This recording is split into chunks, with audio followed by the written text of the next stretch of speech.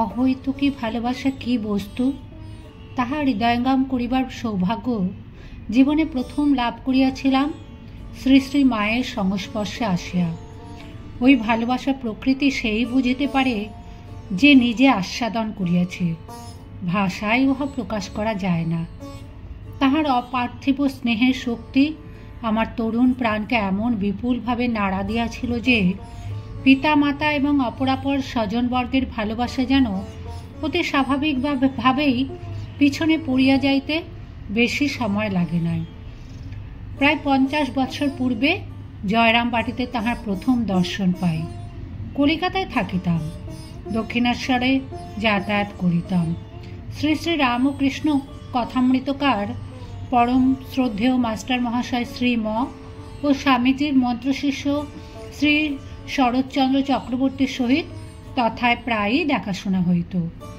পঞ্চবটিতে ও বেলতলায় বসিয়া শ্রী শ্রী ঠাকুরের প্রসঙ্গাদি শুনিতাম।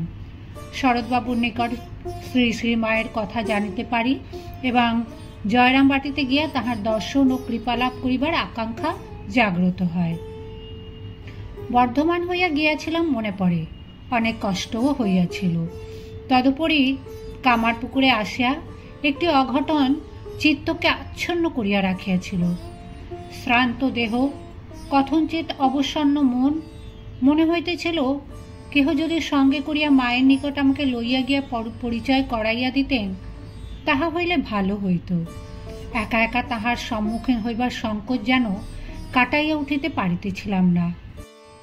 ভগবান শ্রী রামকৃষ্ণ দেবের লীলাসঙ্গিনী দেবী মান্যা মহীয়সী সাধিকার নিকট গিয়া কি বলিব, তিনিই বা আমাকে কিরূপভাবে গ্রহণ করিবেন ইত্যাকার নানা চিন্তা চিত্তকে আকুল করিতেছিল। কিন্তু সকল উদ্বেগ ও সংশয় নিমেষে কাটিয়া গেল যখন মায়ের নিকট আসিলাম। দেখিয়াই প্রশ্ন করিলেন, কেমন আছো বাবা? পথে কোনো কষ্ট হয়নি তো? বহুদিন পরে গৃহে প্রত্যাগত পুত্রের সহিত জননী যেরূপ কথা বলেন ও আচরণ করেন ঠিক সেই রূপ। বসো বলিয়া সযত্নে নিকটে বসিতে দিলেন। প্রাণে প্রাণে অনুভব করিলাম সত্যি ইনি মা।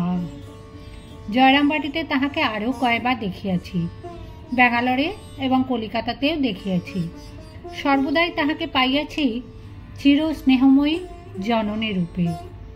মনে পড়ে 1907 সালে দুইজন গুরু ভ্রাতার সহিত একত্র তাহার নিকট যখন সন্ন্যাসের বস্ত্র ও আশীর্বাদ লাভ করিয়াছিলাম, তিনি আমাদের জন্য ভগবানের নিকট প্রার্থনা করিয়াছিলেন, ঠাকুর এদের সন্ন্যাস রক্ষা করো, পাহাড় পর্বতে বনে জঙ্গলে যেখানে থাকুক এদের দুটি দুটি খেতে দিও। ক্ষুরস্য ধারা নিশিতা দূরত্বয়া, দুর্গম ত্যাগের পথে সন্তানকে অম্লান মুখে ঠেলিয়া দিতেছেন, কিন্তু তাহার স্নেহ কোমল মাতৃ হৃদয় একটুও ঘুমাইয়া পড়ে নাই। তাই সন্ন্যাসী সন্তান তাহার চরম বৈরাগ্যের মুহূর্তে জগতের সব কিছু প্রত্যাখ্যান করিলেও, মনে মনে অনবরত সাধিলেও, পিতা নইব, মেয়ে নইব, মাতা ন জন্ম, আমার দেহ নাই, গেহ নাই, জনক জননী নাই, আত্মবন্ধু নাই, কিন্তু একটি সম্বন্ধ সে অস্বীকার করিতে পারিতেছিল না। সমস্ত হৃদয় দিয়া সে উপলব্ধি করিতেছিল একজন তাহার আছেন, মা। ইহলোক পরলোকের সকলকে সব কিছুকে লইয়া যিনি বিরাজ করিতেছেন, সংসারে যিনি বাস করিতেছেন সন্তানকে সংসারের পারে লইয়া যাইবার জন্য, আমাদের বিদায় দিতে করুণাময়ী জননী গ্রামের প্রান্তে তালপুকুর পর্যন্ত আসিয়াছিলেন। আমরা প্রণাম করিয়া উঠিলাম। তাহার চক্ষু ছলছল করিতে লাগিল। অবশেষে দেখিলাম সেই স্নিগ্ধ শান্ত নয়ন দুটি হইতে অশ্রুবিন্দু ঝরিয়া পড়িতেছে। সেই দৃশ্য কখনো ভুলিব না। শ্রী শ্রী ঠাকুর তাহার ত্যাগী যুবক ভক্তদের পাইলে যেন আনন্দে আত্মহরা হইতেন। ঘরের কোণে ডাকিয়া লইয়া তাহাদের সহিত ঘনিষ্ঠ ত্যাগ বৈরাগ্যের প্রসঙ্গ করিতেন। আলাদা করিয়া সযত্নে তাহাদিগকে মিষ্টাদি খাওয়াইতেন।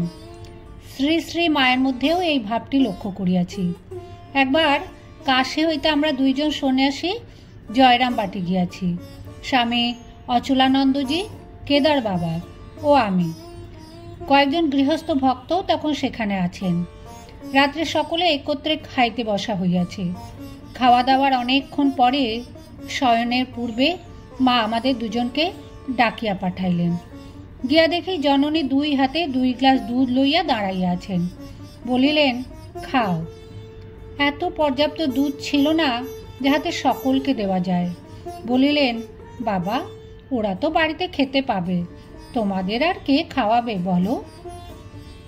মধ্যে দীর্ঘকাল দক্ষিণ ভারতে থাকায় শ্রী শ্রী মায়ের স্থূল দর্শন হইতে বঞ্চিত হইয়াছিলাম, কিন্তু অন্তরের অন্তঃস্থলে তাহার অভয় আশীর্বাদ সর্বদাই অনুভব করিতাম।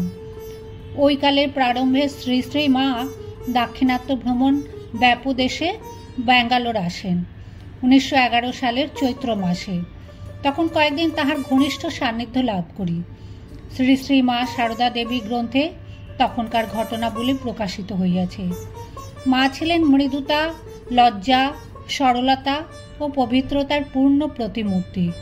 উচ্চতম আধ্যাত্মিক জ্ঞান ও অনুভূতি তাহার করতলগত হইয়াছিল, কিন্তু সর্বোপরি তিনি ছিলেন মা। এই পরিচয়ই তাহার শ্রেষ্ঠ পরিচয়।